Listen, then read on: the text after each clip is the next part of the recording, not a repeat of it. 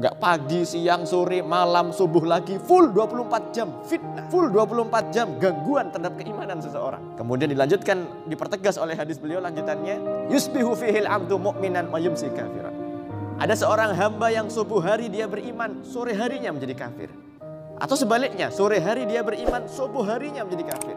Ini dapat tergambar betapa antara keimanan dan kekafiran itu batasnya itu hanyalah antara pagi dan sore, Pak. Betapa dahsyat itu fitnahnya. Sampai-sampai batas pembeda antara iman dan kafir itu antara pagi dan sore saja. Allahu Akbar. Kemudian beliau lanjutkan, fal mutamathiku bidinihi kal qabdi alal jamr. Dan orang-orang yang thiqah, orang-orang yang istiqomah, orang-orang yang komitmen terhadap agama itu bagaikan menggenggam bara api. Ya Allah. Wa ainal mutahabbuna bijalali. Mana itu orang-orang yang saling mencintai, saling berkumpul karena keagunganku, karena urusan agama Allah. Untuk apa? Dikumpulkan kembali sebagaimana kalian berkumpul di dunia, hari ini di akhirat kalian pun juga akan dikumpulkan.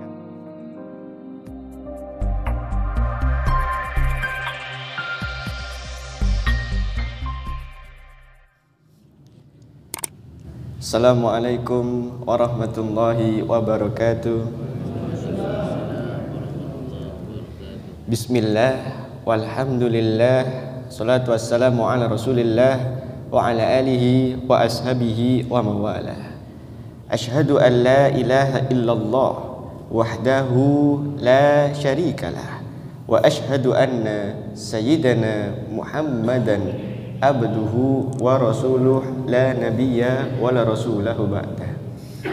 Allahumma salli wa sallim wa barik ala hadzal nabiyil karim Sayyidina wa habibina wa syafi'ina wa maulana nabiyina Muhammadin wa ala alihi tahirina wa tayyibin wa ashabihil ghurril wa yamin wa man tabi'ahum bi ihsanin illa yaumiddin. Ya ummatal Islam, ya ikhwatal iman, fi hadhil munasabati sa'idah wa bimithli hadzal istima'il mubarak la ansa an usiyakum jami'an wa nafsi bitaqwallah wa bita'ati rasulillahi sallallahu alaihi wasallam. Fanas'alallahu subhanahu wa ta'ala an yahdiyana ila siratihil mustaqim, amin, wa yaj'alana minal muttaqin wa yudkhilana jannatahu jannatan na'im bihaqqi sayyidil mursalin walhamdulillahi rabbil alamin. Allahumma rfa'na bima 'allamtana wa 'allimna ma yanfa'una. Allahumma zidna ilma warzuqna fahma wa atina hikmah. Allahumma barik lana fi majlisina hadza birahmatika ya arhamar rahimin. Segala puji adalah milik Allah. Tidaklah ada sebuah kalimat yang lebih pantas untuk diucapkan oleh seorang hamba melainkan dalam mengawali sebuah aktivitas dia bersyukur kepada Allah Rabbul Alamin. Kita bersyukur alhamdulillah hingga hari ini kita semua diberikan kenikmatan untuk bisa menikmati indahnya hidup oleh Allah Subhanahu wa taala. Kita juga lebih bersyukur kita bukan sekedar hidup di muka bumi ini, tapi kita hidup sebagai seorang muslim umatnya Rasulullah Muhammad sallallahu alaihi wasallam. Di antara sekitar 7 miliar lebih jumlah penduduk manusia yang hidup di muka bumi ini, yang menginjakkan kaki menghirup oksigen di muka bumi ini, ada sekitar 2,3 miliar seorang muslim yang mengikrarkan syahadat mengikuti syariat Rasulullah Muhammad sallallahu alaihi wasallam. Dan di antara 2,3 miliar muslim yang kemudian orang-orang yang beridentitas atau KTP Islam, alhamdulillahilladzi bi ni'matihi tatimmatus sholihat. Kita bersyukur kepada Allah, kita termasuk hamba-hamba yang dipilih oleh Allah Subhanahu wa taala untuk bisa merasakan indahnya, berkahnya masjid di subuh hari. Alhamdulillah. Sebelumnya ngapunten. Saya punya seorang teman, dia seorang dosen di UIN. Dia melakukan sebuah penelitian, Bapak-bapak sekalian. Melakukan sebuah penelitian tentang berapa banyak jumlah orang ber-KTP Islam di Indonesia yang sholat. Pertama kita bicara dulu jumlah penduduk muslim di negeri kita tercinta Indonesia. Di antara 270 juta penduduk Indonesia, 85%-nya adalah muslim. Jadi sekitar 220 juta. Mereka banyak ongku nih Pak. 220 juta itu kalau ditumpuk di stadion insya Allah nggak cukup itu. Di Bandara Sumeneb juga nggak cukup. 220 juta itu banyak sekali. 85%-nya kemudian diteliti, dilakukan survei dengan random sampling, ditemukan angka di antara 220 juta orang yang sekedar pernah melakukan sholat. Berarti mereka mau beda pernah, nah mereka kita oning kita gitu, tak oning apa sekali, cuma sekali setahun. Sebelumnya pun kaulah nyawan pengapura ada sedojana cerita-cerita mereka dinto kaulah nyawan cinta ngangkui bersama tu lagi. Boleh nak kaulah kita oning angku. Mungkin ada isu ya.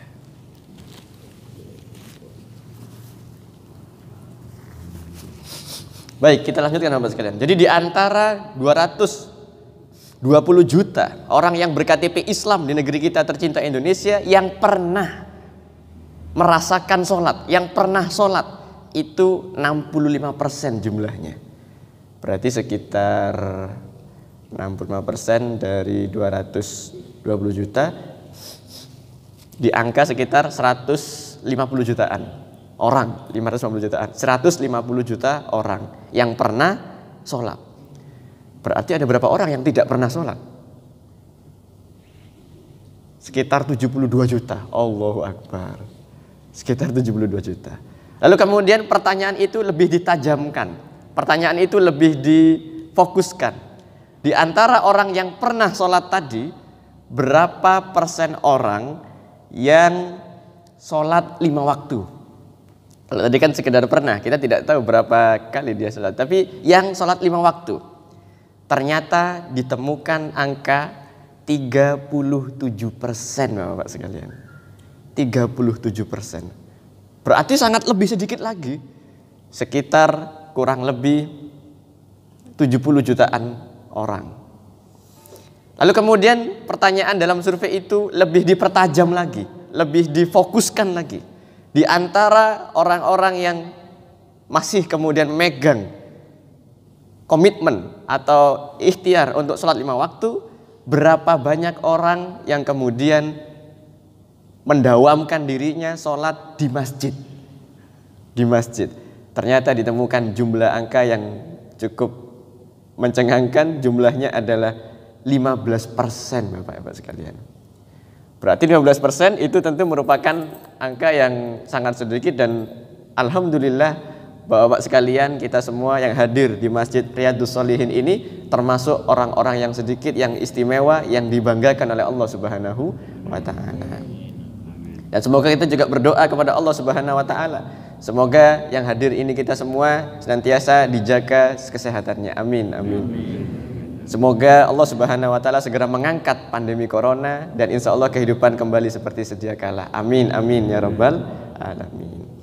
Bapak yang dirahmati oleh Allah Subhanahu wa taala, apalagi lebih sedikit lagi kalau kita bicara masjid di Indonesia yang jumlahnya ada sekitar 980 juta. Kalau dibulatkan 1 juta masjid di Indonesia.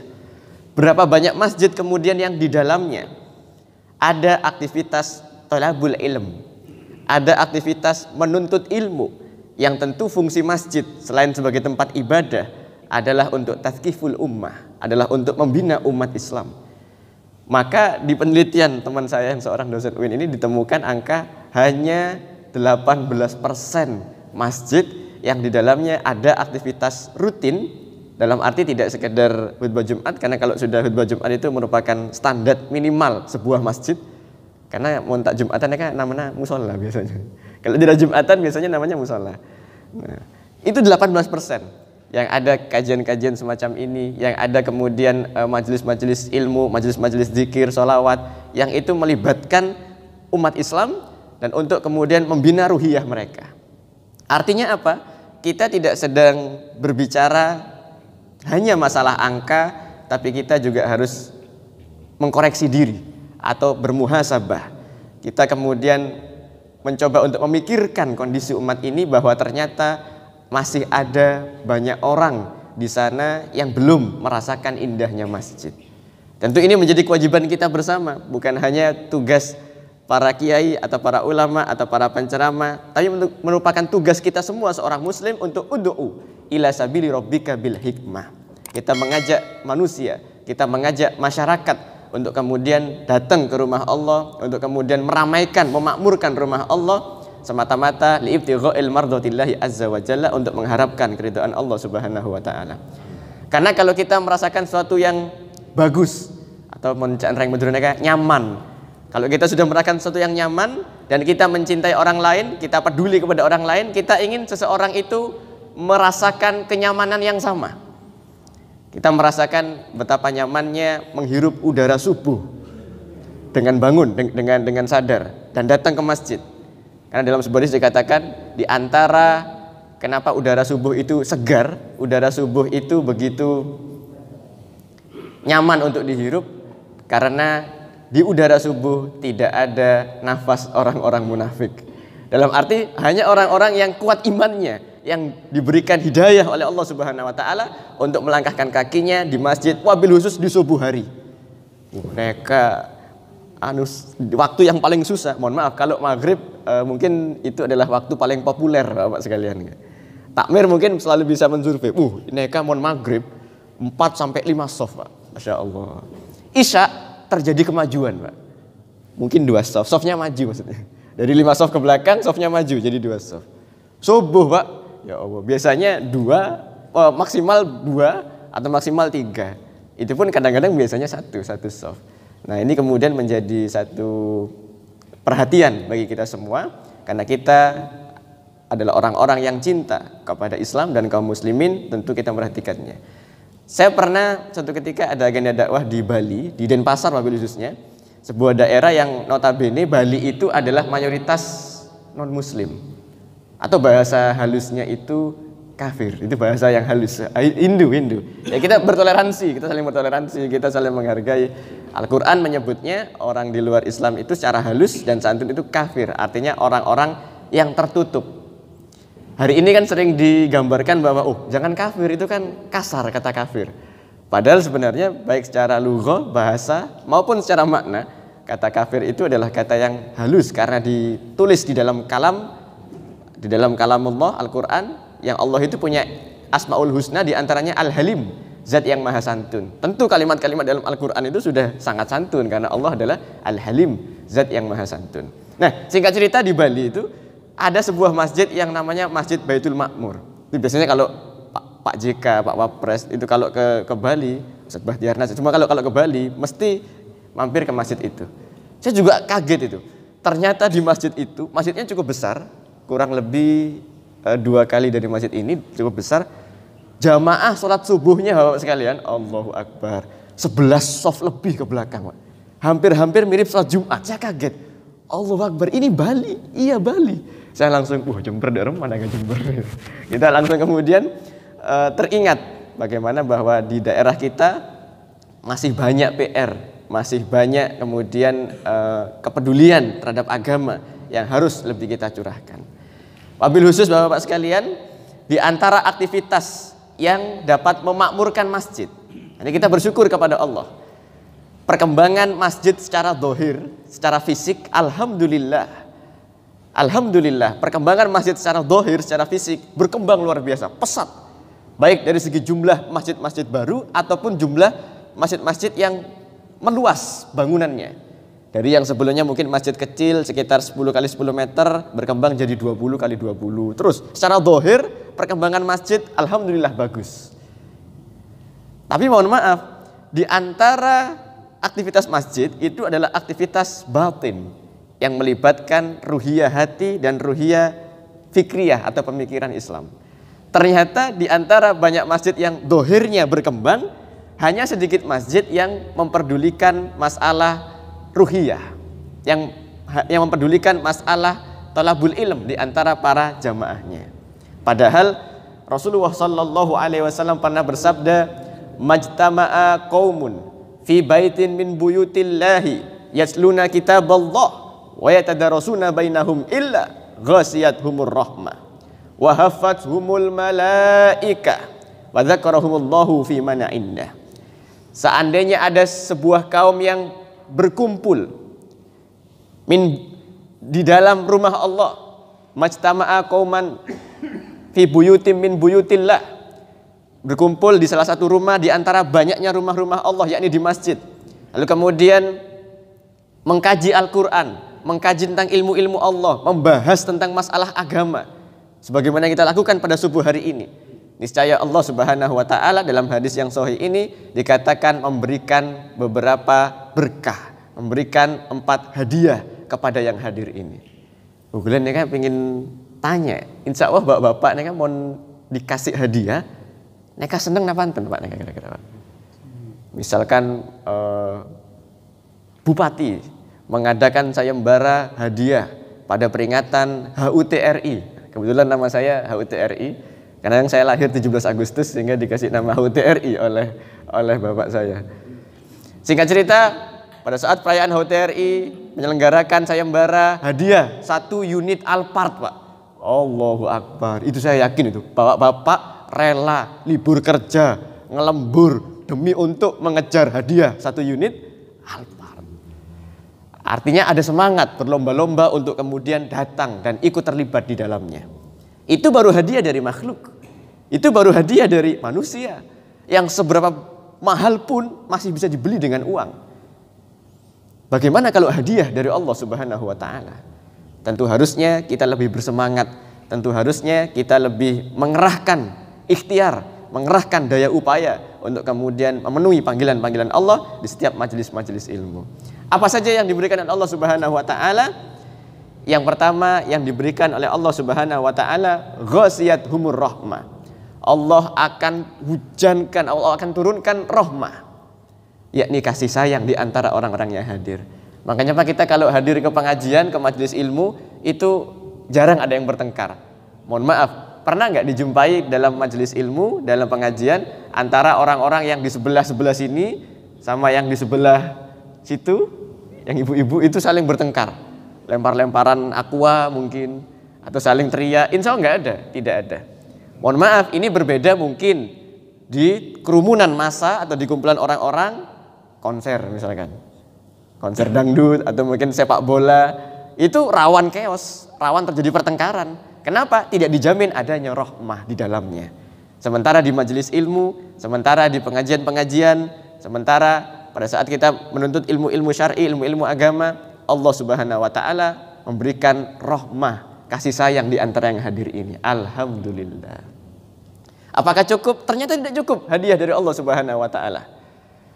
Wa haffathumul malaika, hadiah yang kedua dari Allah Subhanahu wa Ta'ala, dan diberikan penjagaan oleh Allah dari malaikat-malaikatnya. Sebelumnya mereka ngapunten ya Pak. Biasanya orang yang punya bodyguard, bodyguard mereka bahasa modern apa nih Pak? Bodyguard. Tukang pokol. Oh, Masya Allah, tukang pokol. Apalagi reng nek kenek enggak gule deh. Para orang itu tak bakat jadi tukang pokol ya. tak bakat. Baik, biasanya orang yang punya bodyguard, yang punya tukang pokol, itu orang penting atau tidak penting Pak biasanya? Orang penting biasanya. Biasanya pejabat tinggi negara, biasanya orang-orang penting pokoknya. Padahal orang-orang yang hadir di majelis ilmu diberikan bodyguard. Tapi malaikat kita bisa mukul nih kaki. Berarti benar tukang pokol, apa yang lebih pas ya modulnya? Penjaga. Saya ajaga nih kak, saya ajaga. Allah Subhanahu wa Ta'ala hadirkan malaikat untuk menjaga orang-orang yang hadir di majelis ilmu. Bahkan dalam hadisnya yang lain diriwayatkan oleh Imam Muslim, Rasulullah pernah bersabda, "Innal malaikata la tad'u ajnihataha li talibil ilmi ridwan bima yasna." Sungguhnya para malaikat itu menaungkan sayapnya di atas kepala orang-orang yang menuntut ilmu, karena malaikat itu ridho sekali, senang dengan apa yang dilakukan oleh orang-orang yang menuntut ilmu-ilmu agama. Tapi kan kita tidak terlihat, tidak kelihatan sayap-sayap malaikat. Ya, kita tidak bisa melihat, tapi kita percaya kepada sabda mulia Rasulullah Muhammad sallallahu alaihi wasallam. Beliau tidak mungkin berdusta. Rasulullah sallallahu alaihi wasallam tidak mungkin berbuat hoax. Kan seneka zamannya hoax. Kalau Rasulullah tidak mungkin berbuat hoaks. Jadi yang kedua, dijaga oleh Allah Subhanahu wa taala sejak kita berangkat dari rumah, langkah kaki pertama diberikan penjagaan malaikat. Masya Allah. Penjagaan manusia, mereka mahal Pak, masih gaji bulanan, masih ADR-an dan sebagainya. Penjagaan malaikat, Masya Allah, diberikan oleh Allah Subhanahu wa taala kepada orang-orang yang hadir menuntut ilmu-ilmu syar'i, ilmu-ilmu agama Allah Subhanahu wa taala. Yang ketiga, maka hadiah dari Allah Subhanahu wa taala kepada orang-orang yang kemudian hadir di majelis-majelis ilmu, wa nazalat alaihimus sakinah. Dan Allah Subhanahu wa taala akan hadirkan ke dalam hatinya as-sakinah, yakni ketenangan jiwa. Gini panten, Pak. Kita kalau hadir ke pengajian, ke majelis zikir, itu rasanya itu hati itu tenang. Betul nggih Pak nggih? Sampai saking tenangnya, Pak. Itu ketenangan tingkat tinggi, Pak. Masya Allah. Ketenangan tingkat tinggi. Ini berkahnya majelis ilmu itu luar biasa. Jadi kalau ada yang tanya, daripada ngantuk ke pengajian, gak enak, sungkan. Kebalik. Justru sengantuk-ngantuknya, bahkan sekalipun ketiduran, tapi jangan disengaja ya, jangan disengaja. Sekalipun ketiduran, lebih berkah tidur di majelis ilmu daripada di rumah atau di tempat-tempat yang tidak jelas. Kemudian saya punya teman, seorang dokter spesialis syaraf di Jember, di kota saya. Dokter ini curhat, cerita, Ustadz, Anda ini punya pasien, dia ini seorang konglomerat. Dia adalah seorang pejabat juga, anggota DPR. Tapi Ustadz, orang ini punya penyakit yang aneh. Namanya itu insomnia. Penyakit insomnia. Kenapa nih Pak insomnia? Tak bisa tedung. Ternyata tedung neka nikmat, Pak. Mau tak bisa tedung, sakit berarti. Orang neka sakit insomnia, tak bisa tidur. Terus saya tanya ke dokter tersebut. Lalu dokter, jenengan apakan? Ya itu, saya bingung. Kalau saya kasih obat tidur terus-terusan, nanti dia akan overdosis. Dia akan berlebihan kena obat tidur, akibatnya akan ngeheng. Ngeheng itu otak neneknya tak bisa mikir cepat. Apa maduranya itu apa ya?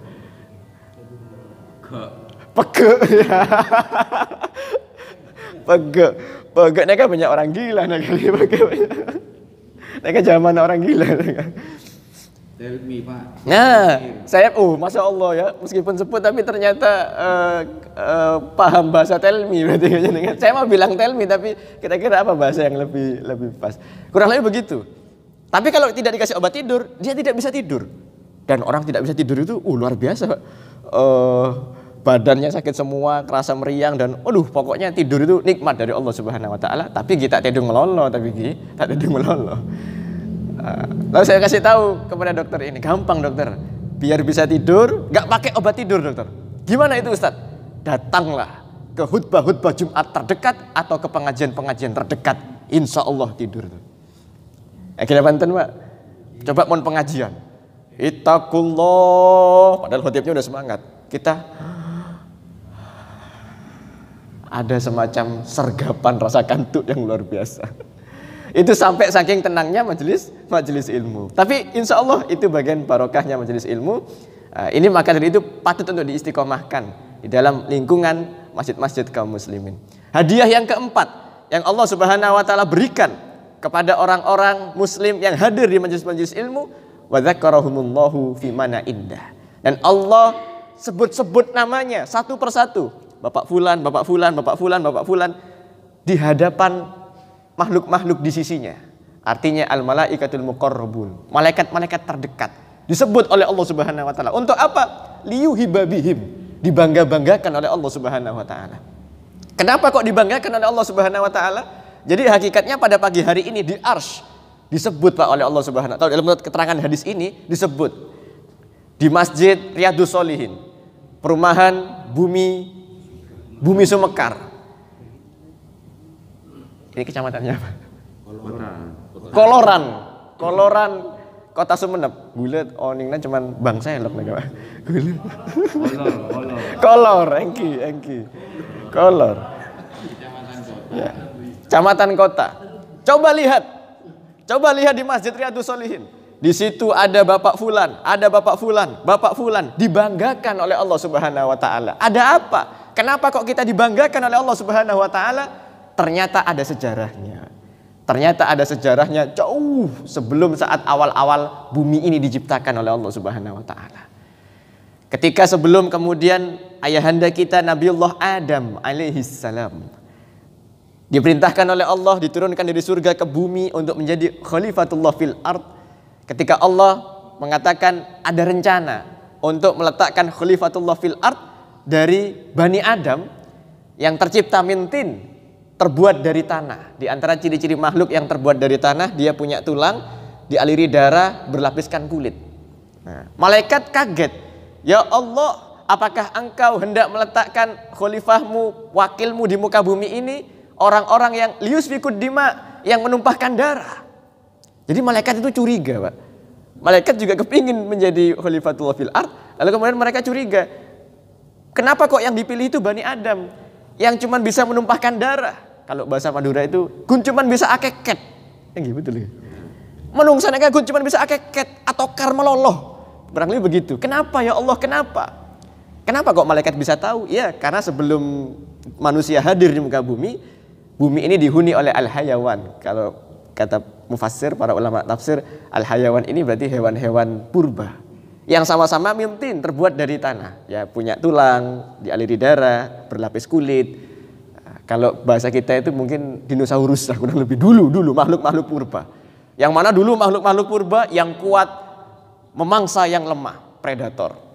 Yang besar menginjak yang kecil. Ini makhluk terbuat dari tanah nih, atokar melolo, akeket melolo.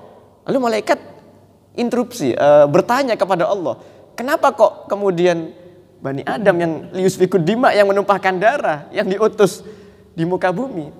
Tapi sekali lagi Allah Subhanahu wa taala lebih tahu, maha tahu atas semua kehendaknya. Singkat cerita, setelah bumi berputar hingga detik ini, Allah kembali memanggil para malaikatnya, hei malaikat, kata siapa Bani Adam ini hanya bisa akeket melolo? Kata siapa Bani Adam hanya bisa bertengkar? Kata siapa Bani Adam hanya bisa menumpahkan darah? Coba Anda lihat, coba kalian lihat di Masjid Riyadhus Shalihin, Kota Sumeneb, Kecamatan Kota Sumeneb. Saya mau bilang itu lagi takut gereh, Pak. Takut gereh. Ya. Kecamatan Kolor. Di situ ada hambaku, Bapak Fulan, Bapak Fulan, Bapak Fulan. Mereka menyebut namaku, mereka mengkaji ilmu agamaku, dan mereka khusyuk menyembahku. Alhamdulillah. Dibanggakan Pak oleh Allah Subhanahu wa taala di hadapan para malaikat-malaikatnya. Maka dari itu, semoga ini menjadi penambah kekuatan kita untuk bisa istiqomah. Apalagi Bapak kaum muslimin yang dirahmati Allah Subhanahu wa taala, semakin lama bumi berputar, semakin bumi ini menua, semakin dekat yang namanya akhir zaman.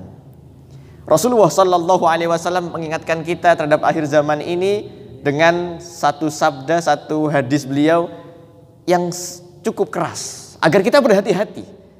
Jadi kalau saya diajari oleh guru-guru saya, kalau kita mengkaji ilmu-ilmu Islam dari Al-Quran, Sunnah maupun akwal para ulama, dan kita menjumpai sesuatu yang mungkin bagi kita itu kayak aneh atau baru, atau mungkin kita anggap keras, itu kita kalau mengkaji Islam itu harus punya mahabbah, harus diiringi rasa cinta. Sehingga kalau kita mengkaji Islam dengan rasa cinta, kita akan husnudzon Pak hasilnya. Nah, sebaliknya kalau kita mengkaji Islam tanpa mahabbah, kita akan kenapa neka tak cocok neka, untuk saya nggak cocok. Akhirnya kita mudah untuk menolak ilmu-ilmu dari Allah Subhanahu wa taala, warisan Rasulullah sallallahu alaihi wasallam. Nah, maka kalau kita menjumpai di dalam Al-Qur'an, di dalam hadis, kalimat-kalimat yang mungkin agak berat atau mungkin belum biasa kita jumpai, itu kita harus punya mahabbah. Jangan kita bersuudzon, jangan kita curiga kepada Allah dan Rasulnya, Pak. Misal di dalam Al-Quran disebut-sebut neraka, berkali-kali disebut-sebut neraka. Tentu bukan berarti Allah Subhanahu wa taala itu mempunyai sifat jahat. Tentu bukan berarti Allah Subhanahu wa taala mempunyai sifat pengancam terhadap hamba-hambanya, bukan. Tapi kita memahaminya dengan mafhumul hubbi, pemahaman cinta. Allah Subhanahu wa taala menghobarkan masalah itu kepada kita melalui kalamnya Al-Quran. Berarti Allah cinta dengan kita, Allah cinta kepada kita, Allah tidak ingin kita kembali ke kampung neraka. Allah inginnya kita kembali ke kampung surga. Maka Allah memberikan peringatan.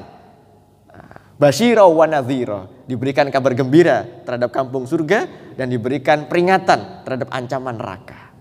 Jadi ketika kita mengkaji ayat-ayat atau hadis-hadis yang mungkin agak keras peringatannya, jangan suudzon. Jangan kemudian kita curiga, bukan. Justru kita harus menundukkan hati kita dengan rasa cinta kepada Allah dan Rasulnya. Ada kebaikan di setiap ilmu-ilmu Islam. Ada kebaikan di setiap ayat-ayat Allah. Ada kebaikan di setiap hadis-hadis Rasulullah Sallallahu Alaihi Wasallam. Ini penting, kenapa? Karena di akhir-akhir zaman semacam ini, Masya Allah ya, kita sering menjumpai kadang justru kita diminta atau digiring, diarahkan untuk curiga kepada kitab-kitab kita sendiri, kepada Al-Quran kita sendiri, atau mungkin kepada hadis-hadis Nabi. Buat apa ngaji hadis seperti itu? Itu terlalu letterlek. Itu tidak sesuai dengan perkembangan zaman. Itu radikal. Kalau sekarang kan yang lagi musim, Pak, itu radikal dan sebagainya. Padahal sekali lagi kita sebagai umat muslim Ahlus Sunnah wal Jamaah, kita diajarkan dalam mengkaji ilmu-ilmu Islam mafhumul hubbi, dengan pemahaman cinta. Apapun dari Allah kita mencintainya, apapun dari Rasulullah kita mencintainya. Adapun mungkin kalau belum cocok dengan kehendak kita, dengan pemikiran kita, kira-kira yang harus didahulukan nafsu kita atau ilmu-ilmu Islam kira-kira, Pak? Ulumiddin, tentu ilmu-ilmu agama, ilmu-ilmu Islam. Di setiap tuntunan Allah dan Rasulnya ada kebaikan. Baik, singkat cerita tentang akhir zaman ini, Rasulullah Sallallahu Alaihi Wasallam bersabda, "Badi'u bil a'mali sholihan." Cepat-cepat kalian itu wahai umatku beramal soleh. Satakunu fitanan kakita'il lailil mudlim. Sebelum datang zaman fitnah-fitnah. Rasulullah menjamakkan kata fitnah di sini sehingga fitanan. Artinya apa? Betapa banyak fitnah yang muncul di akhir zaman ini. Sebelumnya ditakrif dulu fitnah ini apa? Mungkin kita itu sering memahami fitnah itu sekedar tuduhan-tuduhan, Pak. Misalkan Ustadz Lukman itu bilang, Ustadz Hutri itu istrinya itu 2. Saya bilang, oh tidak, itu fitnah. Yang benar itu 3. Misalkan begitu, misalkan contoh. 3 anaknya maksudnya. Baik, singkat cerita kita sering memahami fitnah itu sekedar tuduhan. Padahal fitnah di sini takrifnya, definisinya, maksudnya itu adalah sesuatu yang dapat menyimpangkan kita, entah itu godaan, ancaman, hambatan. Kadang fitnah ini bisa berupa sesuatu yang menyenangkan, berupa harta, berupa istri, anak-anak, kedudukan dan sebagainya. Atau kadang juga sesuatu yang tidak enak seperti ancaman, hambatan, tekanan. Artinya apapun yang menyimpangkan kita dari jalan Allah Subhanahu wa taala, hadza fitnah. Itulah fitnah. Jadi ini jalan ketaatan, lalu ada sesuatu yang membuat kita terbelok, itulah fitnah. Nah, kata Rasulullah di akhir zaman nanti akan banyak fitnah-fitnah, akan banyak hal-hal yang membuat kita berbelok dari jalan lurus menuju Allah Subhanahu wa taala. Makanya oleh Nabi dikatakan badi'u bil a'mali sholihan. Cepat-cepat beramal soleh, jangan pikir panjang, jangan ditunda-tunda. Satakunu fitanan, yang bukan sebarang fitnah, kakita'il lailil mudlim. Yang mana fitnah ini datangnya bagaikan potongan-potongan malam. Apa makna potongan-potongan malam?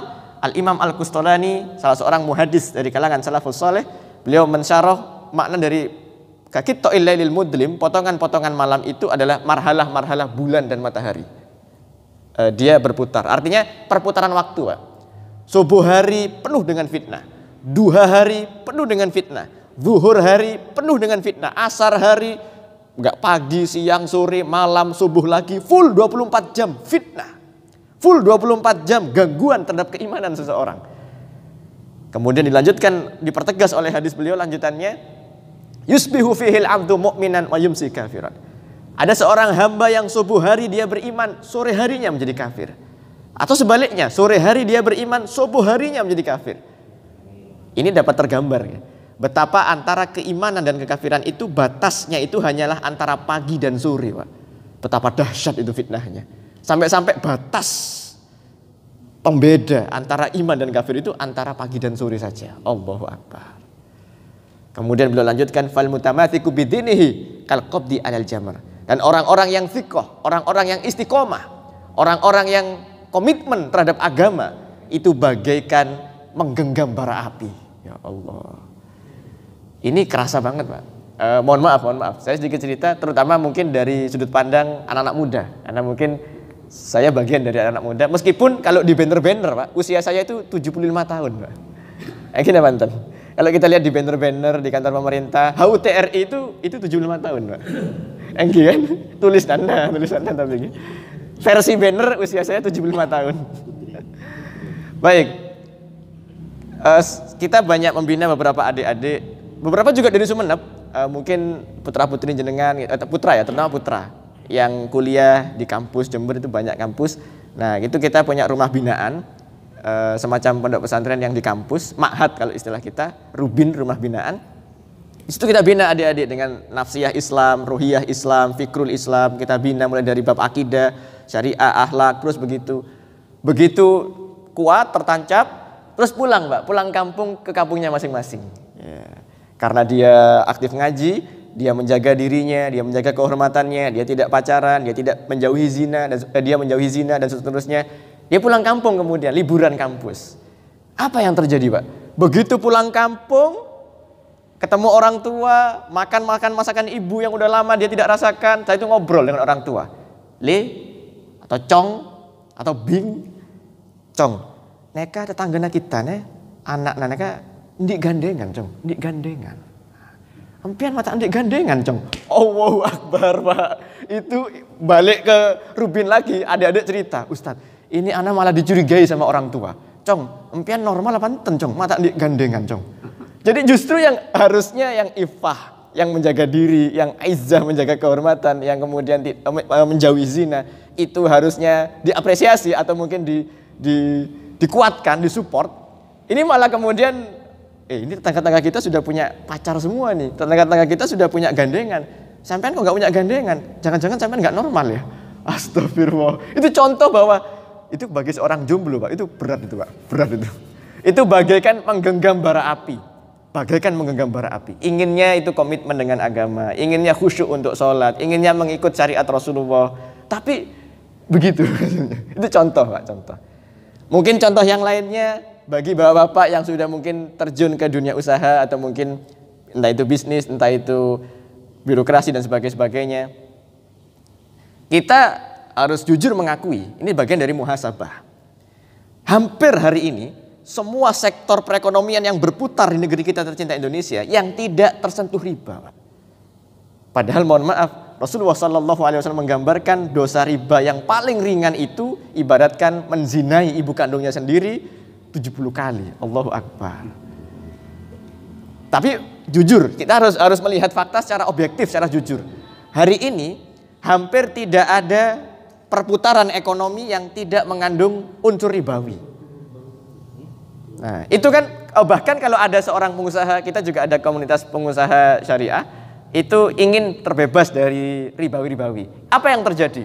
Masya Allah, prosesnya lebih susah, akses permodalan lebih susah, terus kemudian bahkan juga dicurigai yang macam-macam dan sebagainya. Padahal kita tidak punya kepentingan apa-apa. Kita cuma pingin kita manut sama syariatnya Rasulullah SAW. Kita hanya ingin kita isi kitab kita dari Al-Quran, dari hadis, dari kemudian kitab-kitab kuning, kitab-kitab para ulama. Itu saja ingin kita terapkan dengan ikhlas. Selesai. Kepentingan kita hanya itu. Kita tidak ingin kekuasaan, kita tidak ingin perang, kita tidak ingin yang macam-macam. Kita hanya ingin menerapkan agama kita secara ikhlas lillahi ta'ala, mengharapkan keridhaan Allah Subhanahu wa ta'ala. Itu berat Pak. Yang terjadi akses permodalan sempit. Yang terjadi klien-klien itu curiga. Ini nggak ada backup bank, ini nggak aman, ini nggak ada jaminan, ini kita jadi takut untuk investasi nih. Nah itu contoh bahwa kalqabdi alal jamr. Orang-orang yang istiqomah itu bagaikan menggenggam bara api. Neka gue pengen tanya, neka bara api neka kira-kira panas apa enten Pak? Panas. Oning ben Pak. Pernah nyoba? Tak perlu nyoba ya, tak perlu kita mencoba di bara api, tapi paling tidak kita melihat sate-sate yang gusong. Gusong itu apa bahasa Maduranya gusong? Poton ya. Kita melihat sate-sate yang poton itu menunjukkan bahwa bara api itu sudah sangat panas. Itulah gambaran seorang muslim yang hari ini ingin istiqomah di atas jalan agama. Dan itulah gambaran di akhir zaman. Nah, maka dari itu kita kembali kepada saran Rasulullah SAW di awal tadi, badi'u bil a'mali sholihan. Cepat-cepat kita beramal soleh. Jangan pikir panjang, jangan ditunda-tunda kebaikan. Jangan kemudian kita mencari banyak alasan untuk mengamalkan kebaikan yang dicontohkan oleh Rasulullah Sallallahu Alaihi Wasallam. Baik, Bapak yang dirahmati Allah Subhanahu Wa Taala, mungkin itu yang dapat kami sampaikan. Kalau ada sisa waktu, mungkin di antara Bapak ada yang ingin disampaikan atau mungkin ada yang ingin ditanyakan, kita bisa berbagi, misalnya saling watawasau bil haq, watawasau bis sabr. Kebetulan Al-Fakir, saya dari Jember juga istilahnya itu ingin saling menasehati dan juga dapat nasihat atau mungkin dapat pencerahan misalnya dari Sumeneb. Dan Masya Allah di Jember itu banyak gus-gus, lora-lora, kiai-kiai yang akar historisnya, kulturnya itu dari Sumeneb, Pak. Dari Sumeneb. Kebetulan kalau saya Jember di daerah kota yang Jawa tidak begitu Jawa, Madura kita Madura ongku. Jadi separuh-separuh, Pak. Jebe kita Jebe, Madura kita Madura nih, Kak. Yang penting ya Indonesia lah, bahasa Indonesia gitu ya. Tapi apapun sukunya, apapun rasnya, kita semua adalah satu sebagai umatnya Rasulullah Muhammad Sallallahu Alaihi Wasallam. Monggo, bahasa Maduranya apa monggo? Eatore. Mungkin dari Bapak ada yang ingin ditanyakan, disampaikan. Oh, monggo. Masya Allah. Sudah ada yang di belakang. Fadol, tafadol, alaihi masykurah. Fadol. Enggi Bapak. Oh, keadaan. Enggi. Saya sebenarnya mau pakai bahasa Madura, tapi karena yang hadir banyak yang sepuh, saya takut Maduranya kasar atau ger. jadi mungkin bahasa Indonesia saja. Enggi Bapak. Namanya pun Bapak, namanya? Gimana? Tentang sholat meninggalkan, tapi dengan adanya orang meninggalkan sholat dengan hadis kullu amalin la yu'ajjirullahu alaihi, bagaimana dengan amalan-amalan lain? Terima kasih. Baik. Jazakallah khair kepada Bapak yang bertanya tadi. Mohon maaf tadi Pak Jono ya, Masya Allah Pak Jono. Semoga semua jamaah yang rutin hadir di Masjid Riyadhus Shalihin ini berkesempatan untuk mengunjungi Baitullah Mekah. Amin. Makam Rasulullah Sallallahu Alaihi Wasallam. Amin. Ini luar biasa Masjid Riyadhus Shalihin dan para jamaahnya ini luar biasa. Ini didesain atau dimiripkan ya, ittibain, ingin ngikut kepada Haromain ya, Mekah dan Madinah. Nah, baik, kembali ke pertanyaan Bapak Jono tadi. Bagaimana terhadap orang-orang yang tidak mengamalkan sholat, amal-amalan yang lainnya? Apakah fala yuqbala minhu? Apakah tidak diterima dari orang-orang tersebut? Orang-orang yang tarikus sholah. Ini orang-orang yang meninggalkan sholat ini. Bagaimana hukumnya? Ngapunten nggih. Ini agak-agak keras atau mungkin agak-agak tegas. Dan memang ini harus kita sampaikan. Bahkan Bapak-bapak sekalian, ada saat-saat di mana orang-orang yang tarikus sholat, ini bukan berarti kita takfir ya, tidak. Tolong dicatat, ini bukan berarti kita mengkafirkan orang lain, bukan.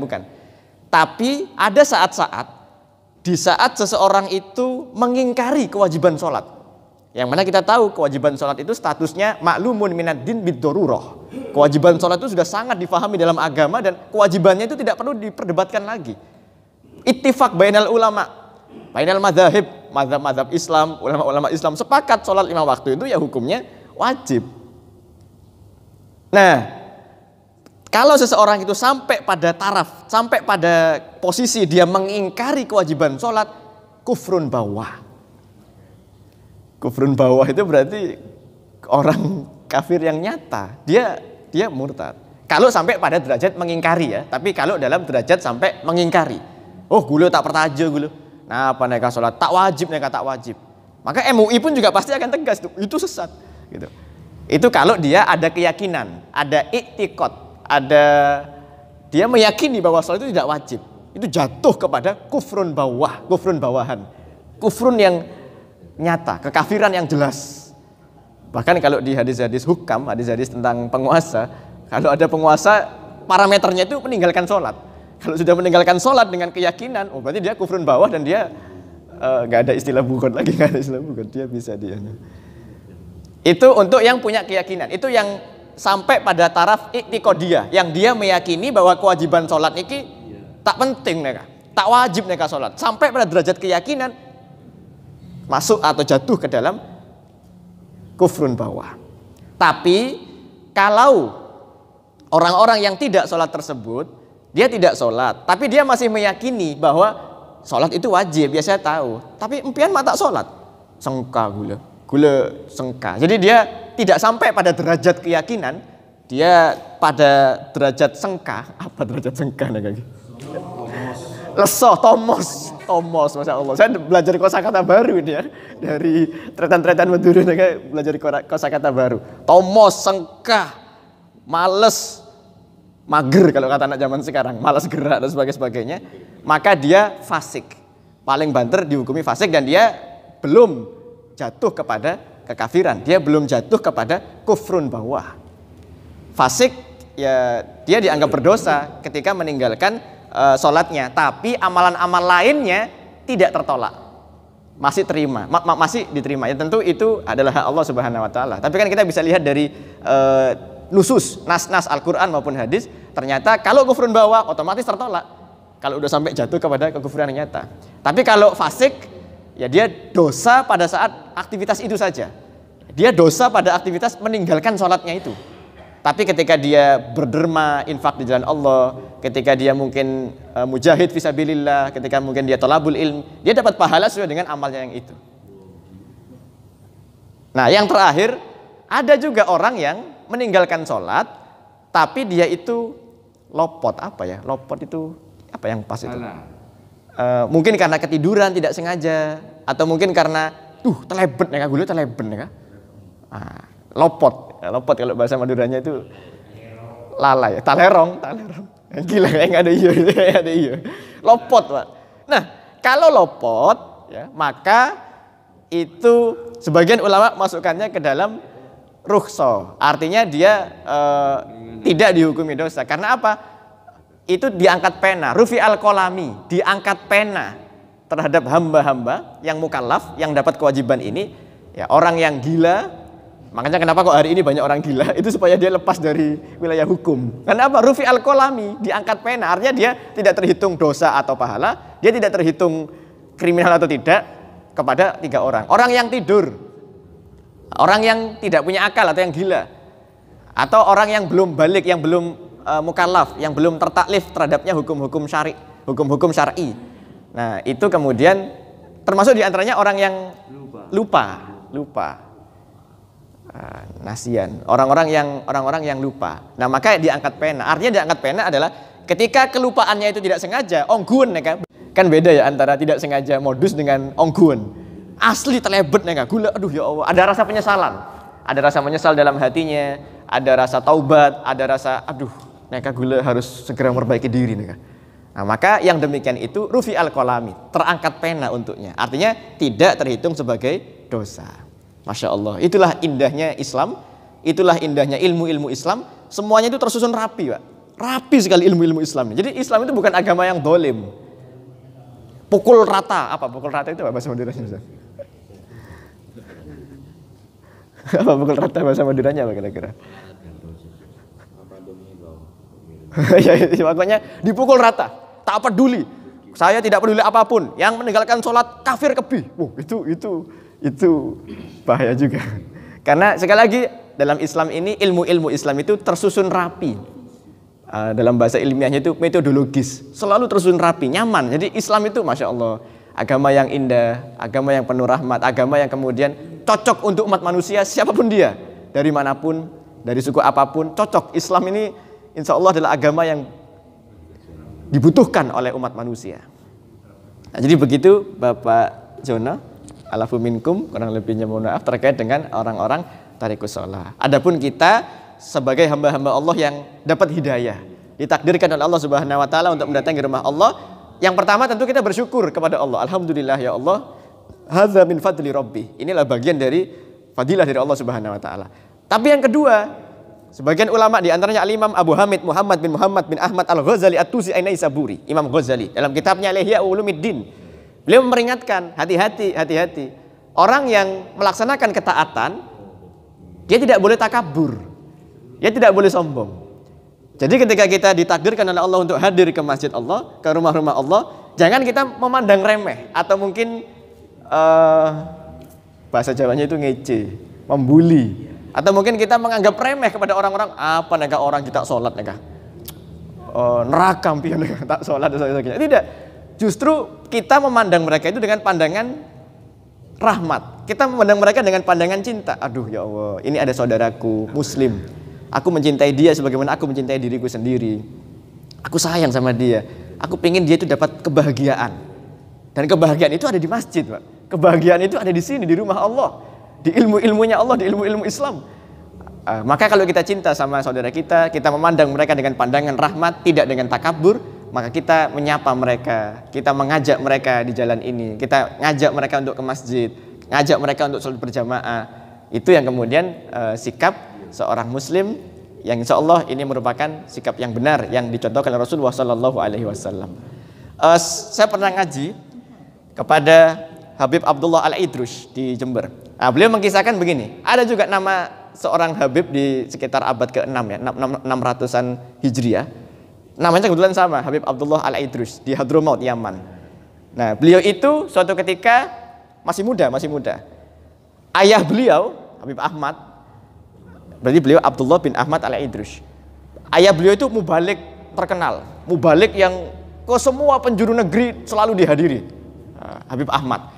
Nah, singkat cerita Habib Ahmad semakin sepuh, semakin tua, tentu harus melanjutkan estafet dakwah nih. Nah, jadi imamah beliau sama tongkatnya itu harus diwariskan. Kepada siapa? Ya tentu paling tidak kepada anaknya yang selama ini udah ditarbiyah, udah dididik sedemikian rupa. Tapi sebelum Habib Ahmad ini mewariskan estafet dakwahnya kepada anaknya, beliau ingin menguji anaknya dulu. Beliau ingin ngetes Habib Abdullah Al-Idrus ini yang di tahun 600-an Hijriah. Nah, tolong kamu ke pasar. Beli ini, beli sesuatu. Tapi aku juga nitip pesan, nak. Saya nitip pesan, tolong carilah orang yang lebih buruk daripada kamu, bawa ke saya. Wih, Masya Allah. Jadi ayah beliau pesan, nak, tolong ke pasar, belikan ini, dan kamu tolong cari orang yang lebih buruk daripada kamu, bawa ke saya. Naam, siap ayah, naam. Khair. Kemudian beliau berangkat ke pasar, Habib Abdullah yang masih muda, beliau berangkat ke pasar, memenuhi amanah ayahnya belanja tertentu, dan amanah yang terakhir, apa? Membawa orang yang lebih buruk daripada beliau. Ini padahal saat itu, kondisi Habib Abdullah Al-Idrus itu beliau hafiz Quran. Good looking. Ya tentu ya, kalau para habaib itu kan, habaib itu ganteng-ganteng ya, good looking. Hafiz Quran. Hafal kutubus sittah, Allahu Akbar. 6 kitab hadis utama dalam Ahlus Sunnah itu hafal beliau dari luar kepala. Artinya secara ilmu udah dahsyat. Tapi masih dites sama ayahnya. Apa? Mencari orang yang lebih buruk daripada kamu. Nah, ke pasar cari beliau orang yang lebih buruk. Siapa ya kira-kira orang yang lebih buruk daripada aku? Beliau lihat orang-orang anak-anak muda yang lebih muda daripada beliau. Ah, ini nih anak muda nih. Hidup gak jelas dia itu, lontang-lantung. Bahasa Maduranya itu apa ya? Berok ke temor, tak jelas nih enggak urip. Kelewes. Ah, ini orang yang lebih buruk nih daripada saya nih. Tapi baru mau dipanggil, astagfirullah. Dia itu anak yang masih muda. Dia punya potensi waktu yang lebih panjang untuk bertaubat kepada Allah. Jadi beliau berpikir dalam benaknya, boleh jadi setelah ini, atau boleh jadi di dalam amalan-amalan lain yang aku tidak melihatnya, dia punya mujahadah, dia punya perjuangan yang luar biasa. Sementara aku tidak melihat dia. Sementara aku hanya melihat dia lontang-lontung di pasar. Oh, enggak jadi. Jadi Habib Abdullah tadi tidak jadi untuk membawa anak-anak muda tadi ke bapaknya untuk amanah mencari orang yang lebih buruk. Enggak jadi. Zonnya itu, Masya Allah ya, zonnya astagfirullah. Itu jadi. Oke, singkat cerita, lanjut jalan lagi. Beliau melihat orang-orang pedagang pasar ketika azan tidak datang ke masjid.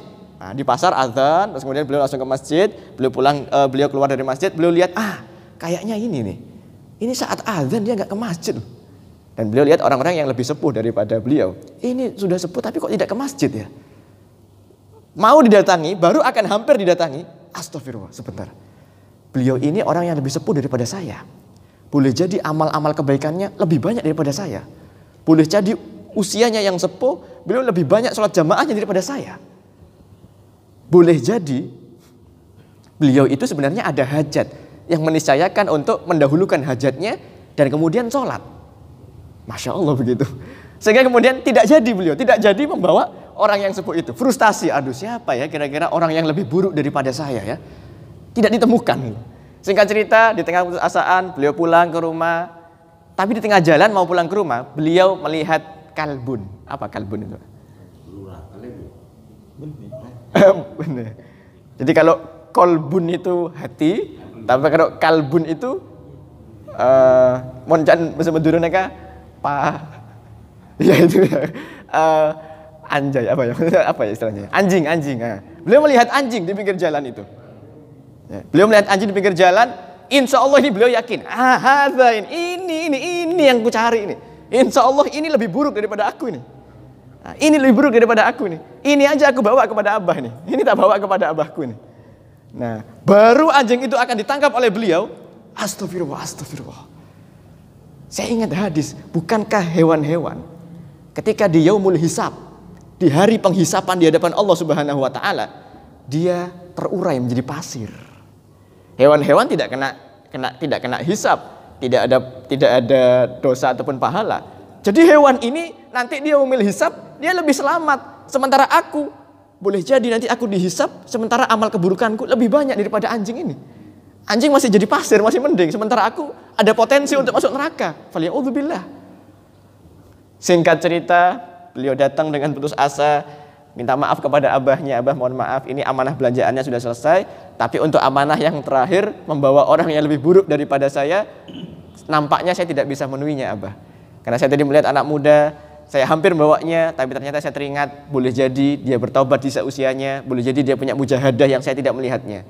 Saya ketika melihat orang sepuh yang tidak sholat ketika azan berkumandang, baru saya akan bawa dia, tapi ternyata boleh jadi orang itu punya hajat yang lebih diutamakan. Boleh jadi dia lebih banyak sholat jamaahnya daripada saya.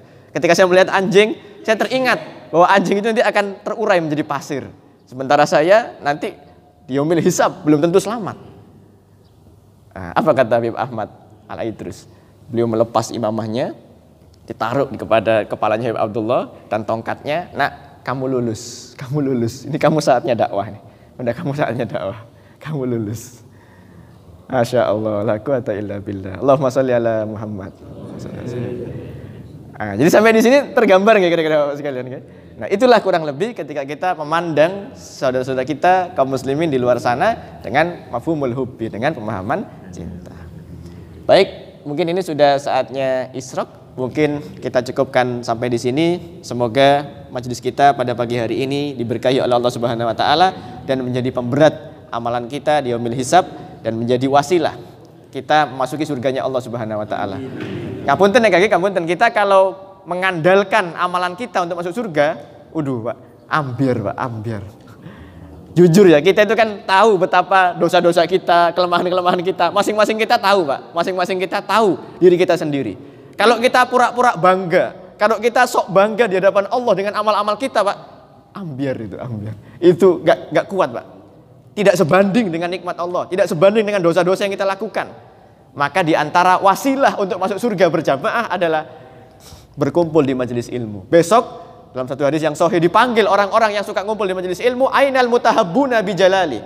Mana itu orang-orang yang saling mencintai, saling berkumpul karena keagunganku, karena urusan agama Allah. Untuk apa? Dikumpulkan kembali sebagaimana kalian berkumpul di dunia, hari ini di akhirat kalian pun juga akan dikumpulkan di surganya Allah Subhanahu wa taala. Barokahnya akumpul bin orang-orang soleh. Nah, ini jenengan saya husnudzon jenengan semua orang-orang soleh, maka saya tabarruk, saya berharap berkahnya panjenengan semua. Semoga perkumpulan kita pada pagi hari ini kelak di akhirat besok kita berkumpul lagi nggih Pak. Amin ya rabbal alamin.